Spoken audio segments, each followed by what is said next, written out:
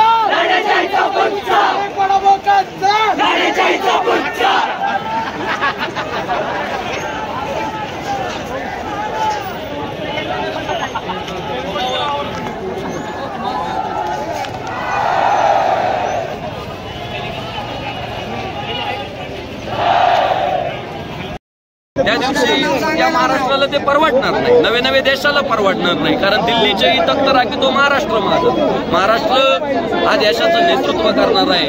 आणि त्यामुळं महाराष्ट्रामध्ये महापुरुषांचा अपमान करणाऱ्या अशा जिहादी प्रवृत्तीच्या लोकांवर कठोर कारवाई व्हावी अशी आमच्या सर्व हिंदुत्ववादी बांधव सर्वांच्या वतीनं विनंती आहे. जय श्रीराम.